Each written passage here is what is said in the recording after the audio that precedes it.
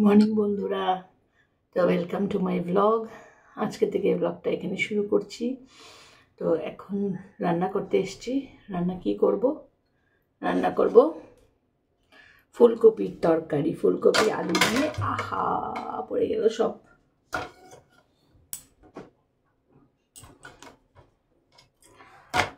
তো সরি, সব পড়ে গেছিলো। তো আজকে রান্না করবো। আজকে যেহেতু ফ্রাইডে, তো আমাদের জয়গুরু দীক্ষিত আমরা, তো আমাদের আজকে নিরামিষ। তো নিরামিষ কী করবো আজকে?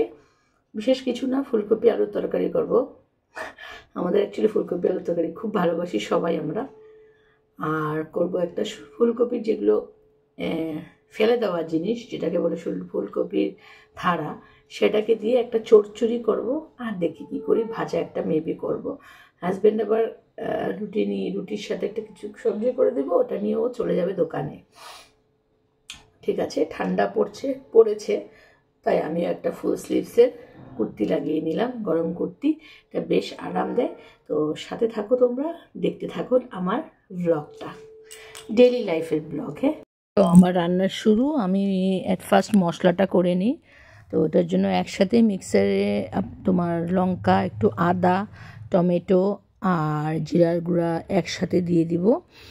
আমরা লাল লঙ্কাটা একটু অ্যাভয়েড করি, গুঁড়াটা কোনো কোনো সময় দিই যখন একদম কাঁচা লঙ্কা থাকে না। তো দিয়ে দিলাম।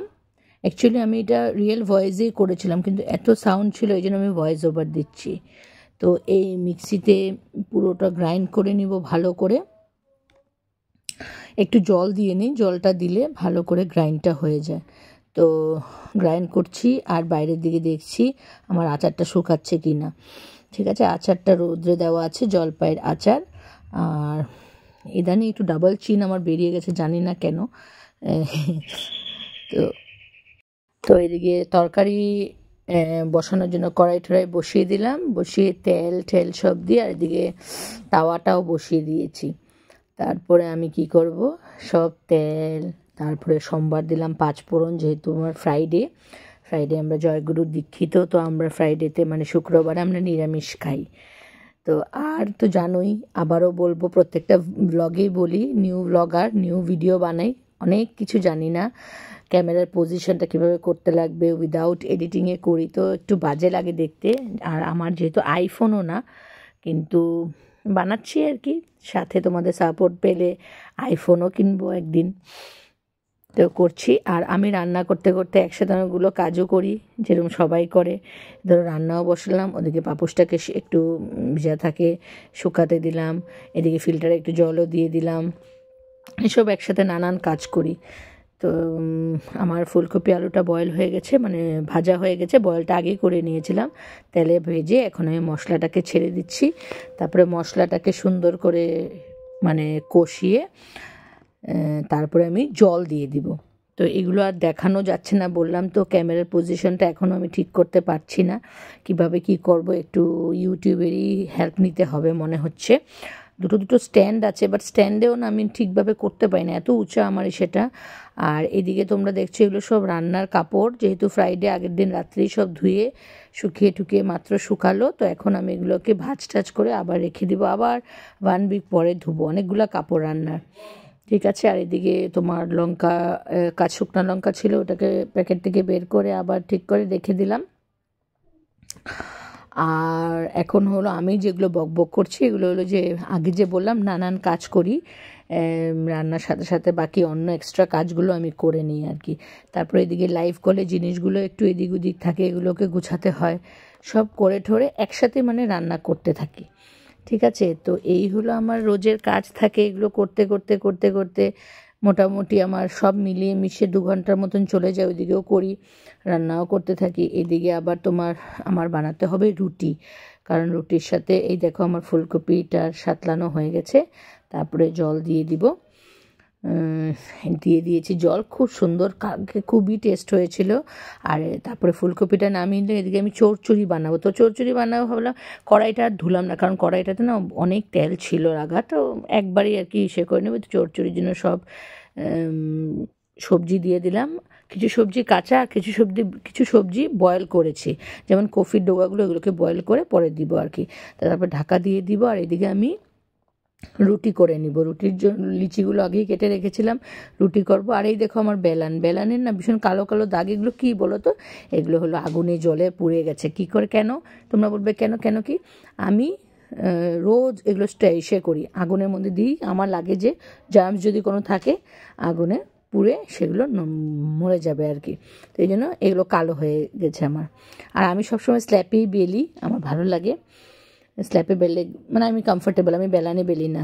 আর এই রুটিগুলো আমার হয়ে গেছে। রুটিগুলো আজকে শুকনা করছি না, যেহেতু টিফিন নিয়ে যাবে, একটু তেলে ভাজে। এই যে আমার টিফিন রেডি। চচ্চড়িটা নিবে না, অমনি তরকারি ভালোবাসে না বেশি, এইটাই অনেক বেশি। আমার এখন হচ্ছে প্যাকিং, এটা যাবে লাচিতনগর, প্যাকিং হচ্ছে।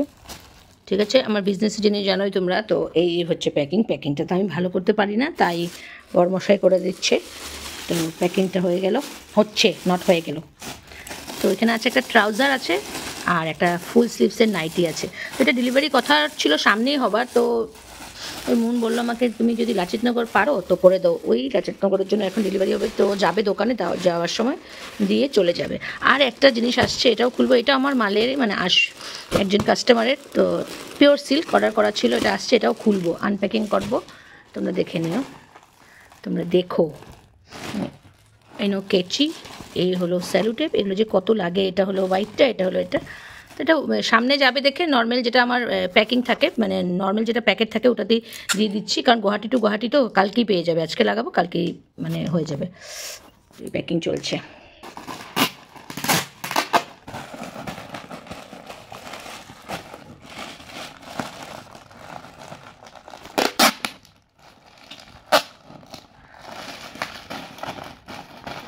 একটু পরে লাইভ করব, ও চলে যাবে দোকানে, তারপরে আমি লাইভ করব একটা। এখন মোবাইলটা আর আমার 2টা মোবাইল লাগবে এখন, যা দেখছি আমি 2টা মোবাইল লাগবে। আর এই বাইরে দেখো রোদ্র আছে অল্প, আচারটা বাইরে শুকাতে দিয়েছি, শুকালেই হলো। প্যাকিং হয়ে গেছে, এখন আমি এটাকে আনবক্স করতে হবে। সুন্দর করে কাটবে, অনেক দামি শাড়ি কিন্তু। এখান থেকে এরকম লম্বা করে কেটে তো না, আছে অনেক প্যাকেট, এখন তো যায়ও না, এখন লোকাল দিয়ে আমি বিজনেস করছি। এত সেলার্স হয়ে গেছে, কে কার দেখে কে কখন জিনিস কিনবে।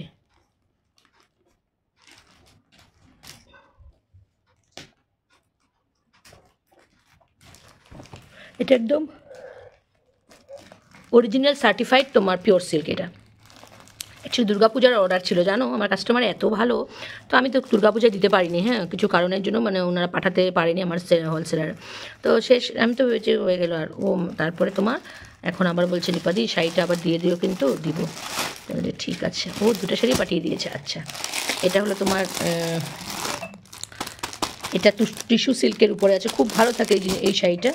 আর এটা হলো তোমার বলছিলাম যে এই দেখো, এটা হলো সার্টিফাইড পিওর সিল্ক। তো বাজারে ভর্তি তোমরা পাবে মার্কেটে, কিন্তু এগুলো হলো একদম সার্টিফাইড পিওর সিল্ক। জাস্ট দেখো। আর পিওর সিল্ক যে শাড়িগুলোর মধ্যে এগুলো না থাকলে, যেটা হ্যান্ডমেড, হ্যান্ডে হাতে বোনা হয়, সেগুলোর মধ্যে এই জিনিসগুলো তোমরা যখনই থাকবে তোমরা বুঝবে জিনিসটা অরিজিনাল। এই দেখো শাড়িটা একদম পিওরের উপরে, পিওর মানে পিওর, কোনো ভেজাল নেই এটাতে, সার্টিফাইড করা না, তো পিওর তো হবেই বলো। তো আমার কাস্টমারটার জন্য আজকে ওকে মেসেজ করবো। এই যে এটা, ঠিক আছে, এটা আমার গ্রুপের মডারেটার, ওনার শাড়ি, খুব ভালোবাসে শাড়ি পরতে, দেখতেও ভালো লাগে শাড়ি পরলে, খুব ভালো এই শাড়িগুলো, কোয়ালিটিও ভালো। এগুলো খুব একটা দাম হয় না, 2000-এর ভিতরেই চলে আসে। এটা দাম আছে, পিওর সিল্কটা অল্প দাম আছে। ঠিক আছে, তো চলো এখন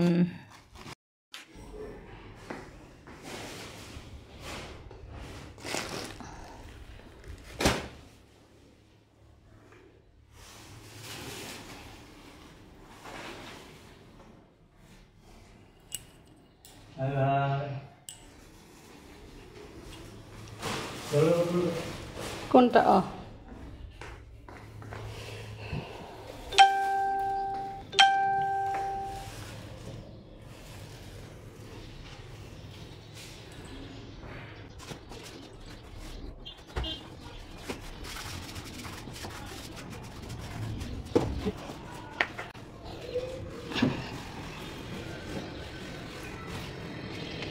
বাবা কি ভারী। Bye bye.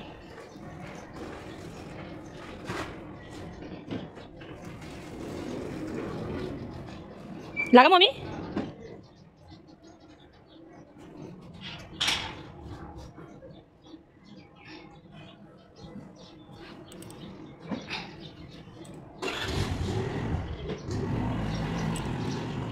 হলো আমার জলপাইয়ের আচার, যদি এটা হয়নি কিন্তু এটা কোনো অংশে কম না জলপাইয়ের আচার থেকে, আচারের থেকে কোনো মশলা কিন্তু আমি দিইনি। এখানে কি করে সবাই, এটা আওয়াজটা কম করে, সবাই কি করে এটাকে কাঁচাটাকে রোদ্রে শুকায়, আমি কি করি একটু নরম হলে এগুলোকে টিপিয়ে থেতলিয়ে লঙ্কা লবণ চিনি সব মেখে, আমি বলতে বলতে পর্যন্ত আমার মুখে জল এসে যাচ্ছে। তো দিয়ে আমি এটাকে শুকালাম প্রায় 3 দিন পুরো রোদ্রে ছাদে শুকালাম। এখন এটা যা ভালো হয়েছে উইদাউট এনি মশলা, এটা মাস্টার্ড অয়েল আছে, হ্যাঁ উইদাউট এনি মশলা, এত টেস্টি লাগছে খেতে, ট্রাস্ট মি। এটাকে আমি এখন বোতলে ভরাবো। আমার যদি মন চায় আমি এটাতে মশলা মিলাবো, অর এলস নাও মিলাতে পারি, মানে বাকি যেগুলো থাকে ইনগ্রিডিয়েন্টস মশলা যেগুলো আচারে দরকার দিব, এটাকে আমি বোতলে ভরাবো। দেখি বরকেও বলি মিটকেও বলি, যদি ওরা বলে মশলা মিলাতে মিলাবো, অরেঞ্জ মিলাবো না, এটা খাবো। তবে এটা রোদ্রে দিতে হবে রোজ দিন, নাহলে এটাতে ফাঙ্গাস পড়ে যাবে। আর এটা বেশি দিন থাকবে না, এটা 1 সপ্তাহ তো থাকবেই না, 1 উইকও কম, 4-5 দিনে শেষ হবে। এত সুস্বাদু হয়েছে তোমরা বুঝতে পারবে না, আমি বলে বলে বলছি আমার মুখে জল এসে যাচ্ছে, এতটাই স্বাদ। আমি বলবে আমার আচারটা কেমন লাগলো। মশাই চলে গেল, এখন আমি আর আমার মেয়ে খেতে বসছি। তখন 3:30 বাজে ঘড়িতে। মেয়ে এসে চুলে শ্যাম্পু, ও তো আস্তে আস্তে প্রায় 2:45-3 হয়ে যায়, এসে স্নান করলো, শ্যাম্পু দিল, ঠাকুরের নাম নিল, তো একটু দেরি হয়ে গেল। 3:30 বাজে এই আমি আর আমার মেয়ে বসে গেছি, মেয়ে ক্যামেরার ওই পারে আর আমি এখানে। আর নিয়ে নিলাম এই যে একটু আগে জলপাই দেখলে, ওটার একটু আচার নিয়ে নিলাম, সেই টক সেই মিষ্টি সেই ঝাল, ঝালটা একটু কম, বাকি সব খাচ্ছি। আর জেনারেলি আমরা নিচে বসেই খাই, ভালো লাগে। এই রুমেই খাই, বেডরুমেই খাই, কী যে বাজে অভ্যাস। আগেও সেম ছিল, এখনও নিজের বাড়িতে এসেও সেমই, কোনো রকম চেঞ্জেস নেই, নিচে বসেই খাই। তো আজকে আমার রান্নাতে তোমরা জানোই কী কী ছিল, দেখালামই যেটা সেটা আগের ভিডিও ক্লিপে।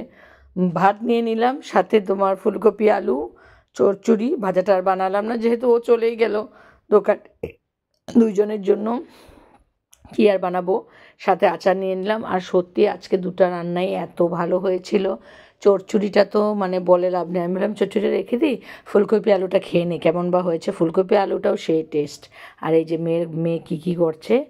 তো আমার ব্লগটা আমি এখানেই এন্ড করব।